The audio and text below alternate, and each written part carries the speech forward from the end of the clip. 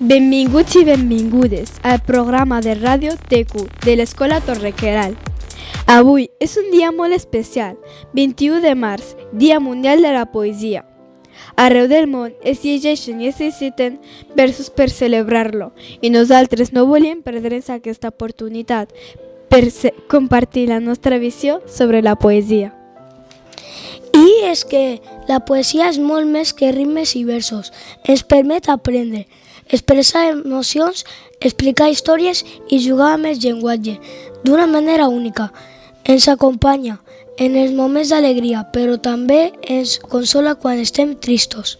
Tots plegats escoltarem poemes, descobrirem d'on surt la inspiració, aprenem sobre la rima i la mètrica i averiguem què és allò de les figures retòriques. Així doncs, què és realment la poesia?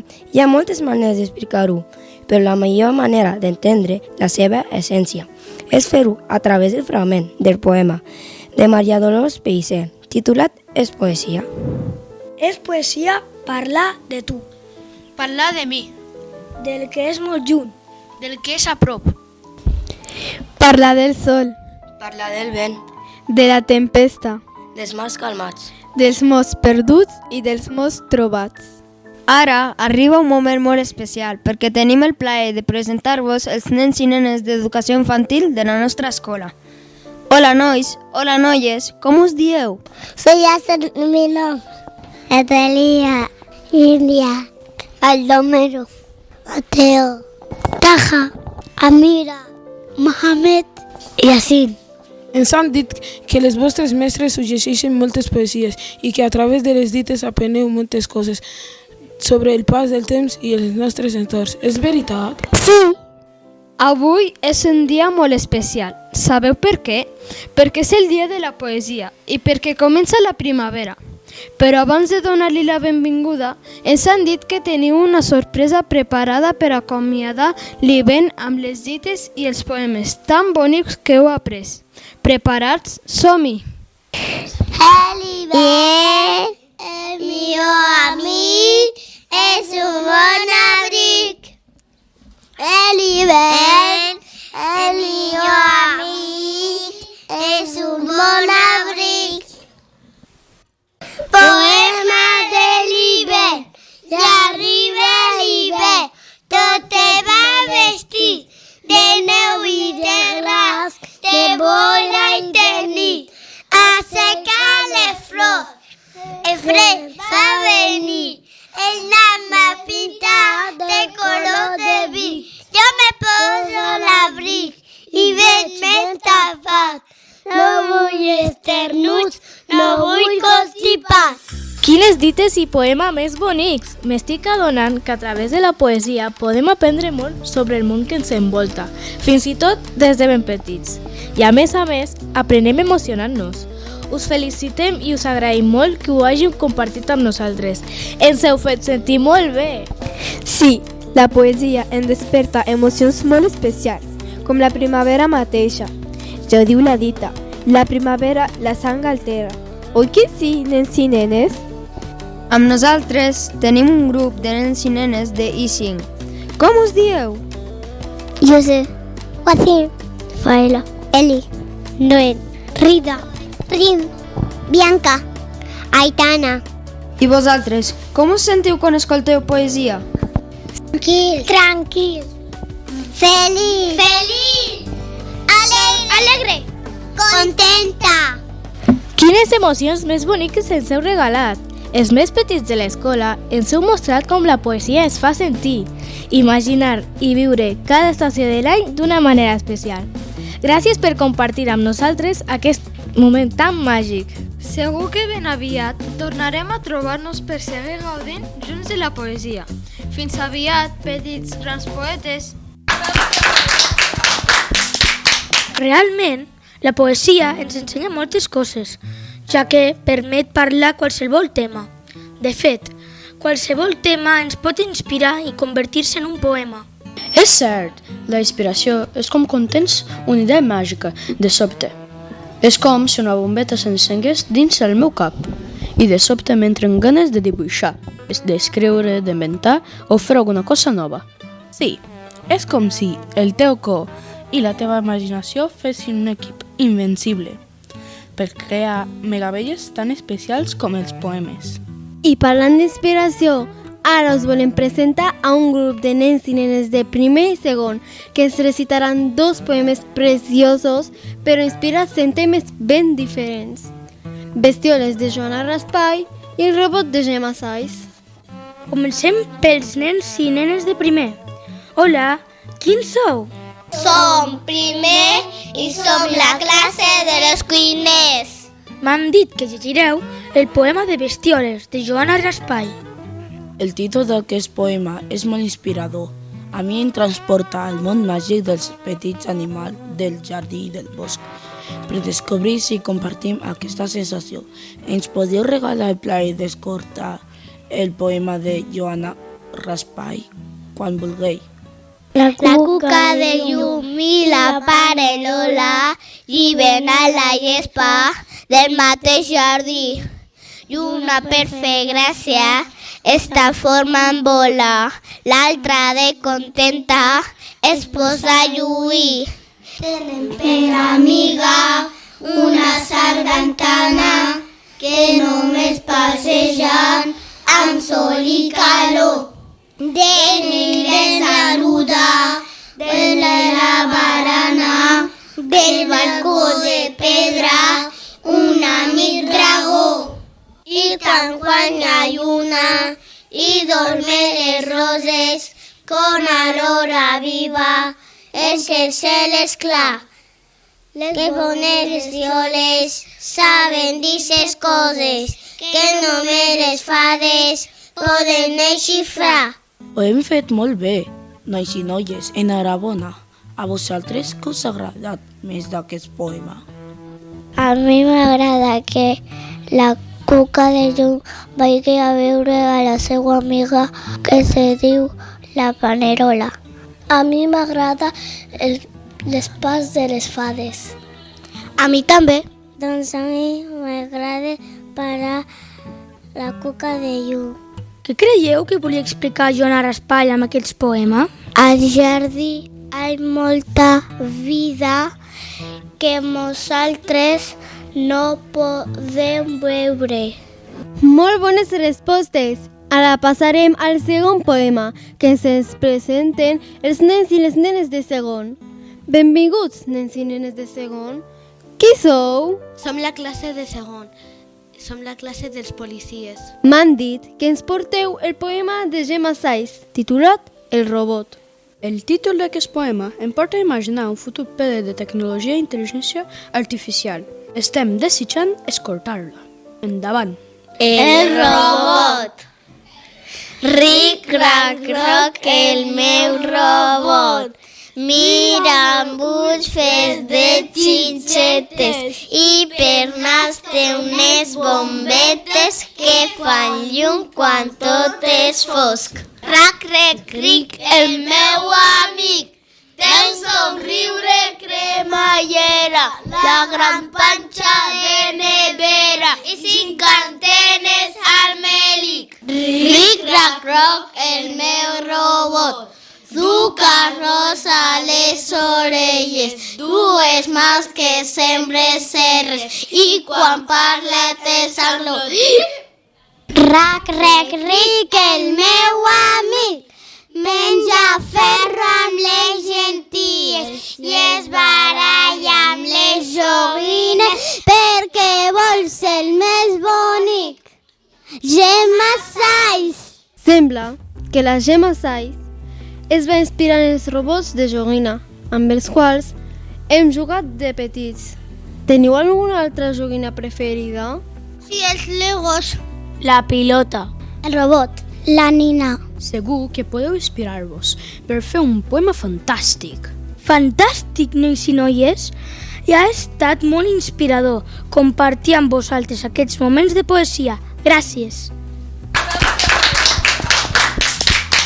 Per tant, sabem que la poesia ens emociona, ens ajuda a saber més sobre el món i ens inspira per crear i expressar coses noves. És fantàstica! Però he estat pensant i he arribat a la conclusió de que la poesia també és un joc d'enginy ple de mètrica i de rima. Mètrica? Rima? Què té que veure això amb la poesia? Doncs tot. La rima i la mètrica ajuden a donar ritme i música als poemes. La rima és quan algunes paraules sonen igual al final dels versos i la mètrica dona ritme als poemes a través del número de síl·labes de cada vers. Ah, per això la poesia sona tan divertida. És més fàcil de recordar i és agradable d'escoltar. Ara entenc la relació entre la poesia i la música, sobretot la música rap. Després d'aquesta masterclass poètica, és el moment de donar la benvinguda als nens i nenes de cicle mitjà. Han vingut a llegir 2 poemes preciosos, El casament del llapis i la goma, de Miquel Desclot, i Ai, aquest despistat, de Samuel Marchak. A veure si, gràcies a aquests poemes, podem entendre millor què són la rima i la mètrica, amb alguns exemples. Amb nosaltres tenim els nens i les nenes de tercer. Hola, nois i noies, com us dieu? Omar. Amàlia.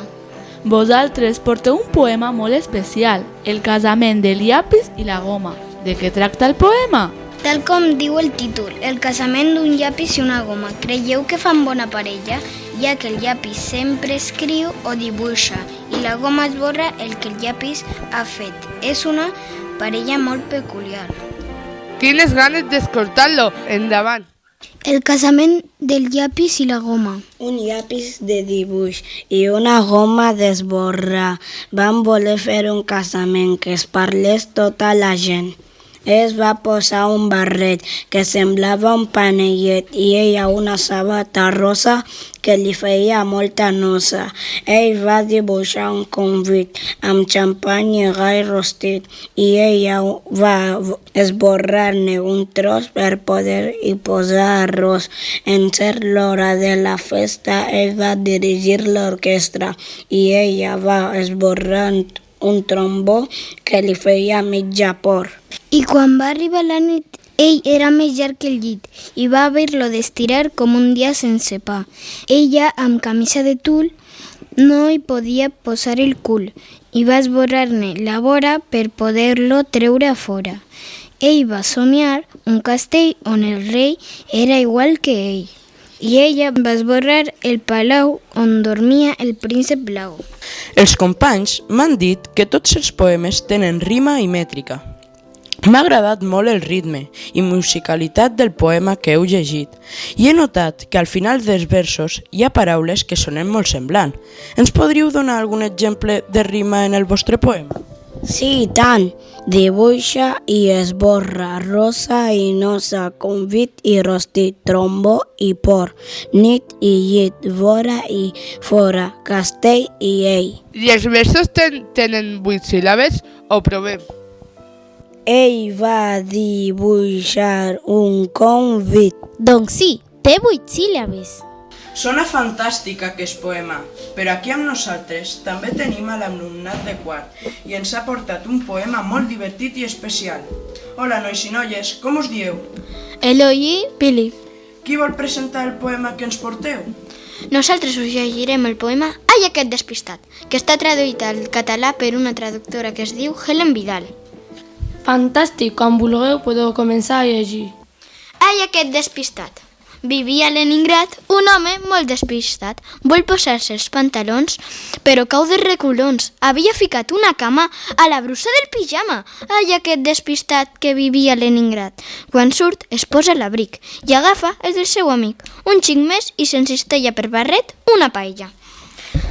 Ai, aquest despistat que vivia a Leningrad. Pren un cordó de sabata, pensant-se que és la corbata, i sense fora les mans uns mitjons en lloc de guants. Ai, aquest despistat que vivia a Leningrad. Un dia emprèn un viatge, puja al tramvia nou, amb tot el seu bagatge i diu al conductor: «Senyor conductor, que em faria el perdó de parar a l'estació al costat del tramvia?»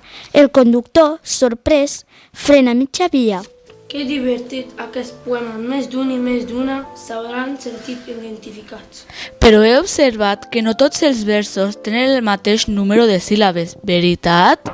És veritat, la mètrica canvia perquè es tracta d'un poema rus que ha estat traduït al català i per això no sempre té el mateix número de síl·labes.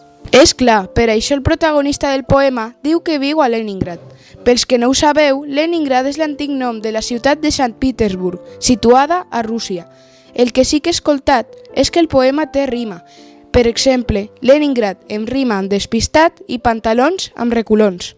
Sí, hi ha molts exemples de rimes consonants al poema, com abric i amic, o mans i guants. D'altres inventades, com sabates i patates. Ho dic perquè l'altre dia vam fer un rodolí a classe amb aquestes dues paraules per designar a una persona despistada que buscava les seves sabates dins d'un sac de patates. Va ser molt divertit! He escoltat que heu dit rimes consonants. Què vol dir això? Quan diem que Leningrad i despistat tenen rima consonant és perquè coincideix el so de totes les lletres que diuen al final de les paraules, tant les vocals com de les consonants. En canvi, hi ha altres rimes al poema com estació i conductor, que tenen una rima assonants ja que només sonen iguals les vocals i les consonants sonen diferents. Em sembla molt interessant això que dieu. Veritablement, per crear un poema no només hem d'estar inspirats, sinó que cal posar a prova el nostre enginy i jugar amb la rima i la mètrica. Tot un repte. Gràcies, nois i noies. Ha estat un plaer. Ja arribem a la recta final del nostre programa i volem acabar amb els nens i nenes de 5è. Hola, nois i noies, com us dieu? Hola, Tòbia. Nosaltres som l'Adrià i la Malac. Hem sentit que porteu un poema de Joan Maragall, titulat La ginesta. Per què heu escollit aquest poema? Perquè la ginesta és una planta de flor groga que floreix a la primavera i la seva aparició simbolitza l'arribada d'aquesta estació, plena de vida i colors. M'encanta l'elecció. A mi també, perquè hem dit adeu a l'hivern amb els més petits i ara amb vosaltres donarem la benvinguda a la primavera. La ginesta altra vegada. La ginesta amb tant olor. És la meva enamorada, que ve al temps de calor. Per a fer-li una abraçada he pujat dalt del serrat. De la primera besada m'ha deixat tot perfumat. Feia un vent que n'arbonava. Feia un sol molt resplendent. La ginesta es regirava furiosa al sol rient. Jo la prenc per la cintura, la tisora va en renou, desflorant tanta hermosura fins que el cor m'ha dit prou. Amb un bemit que creixia, inconscient a vora seu, que lligat de dolça amiat, ben estret en un pom breu. Quan l'he tinguda lligada, m'he girat de cara al mar, m'he girat al mar de cara, que brillava com un cristall. He aixecat el pom en l'aire i he arrencat a córrer avall. Joan Maragall. M'ha encantat aquest poema i em connecta molt amb la natura i fa que em vinguin al cap moltes imatges, sensacions i olors relacionats amb la primavera. Tot plegat és gràcies a les figures retòriques. Les figures retòriques són formes especials de parlar que els escriptors utilitzen per fer que les seves paraules siguin més boniques, interessants o divertides. Són com un truc que ajuden a expressar millor el que volem dir. Teniu raó. El poema de Joan Maragall parla que la ginesta com si fos una persona, com si fos la seva enamorada. Sí, és veritat, però la ginesta no és una persona, és una manera de parlar que mostra que la flor és molt important per ell. D'això se'n diu metàfora. O també escriu com si la flor tingués vida pròpia, quan diu que la ginesta es regirava furiosa al sol rient. Cert, girar-se i riure només ho fan les persones, no les flors o el sol. El que fa aquí el poeta és fer una personificació. I també hi ha una part del poema que parla del perfum que deixa la flor. Diu que la primera besada el deixa tot perfumat. Això és una exageració, no? Exactament, d'això se'n diu hiperbole, que vol dir que el poeta exagera una mica perquè ens adonem de lo bonic i fort que és l'olor de la ginesta. Amb l'ús de figures retòriques com la metàfora, la personificació i la hipèrbole, l'autor ens fa entendre que la ginesta no només és una flor, sinó que es converteix en un símbol de la primavera, de la natura i del canvi de temporada, un moment en què tot se renova i ens sembla ple de vida. La poesia és màgia. La poesia és emoció. La poesia és coneixement. La poesia és música. La poesia és reflexió. És expressió i enginy. Avui, 21 de març, és un dia molt especial i amb aquest programa hem volgut celebrar-ho com es mereix. Gràcies a tots i a totes per formar part d'aquest especial dedicat a la poesia. Esperem que l'hàgiu gaudit tant com nosaltres i que mai us falti un vers per emocionar-vos i un poema per somiar.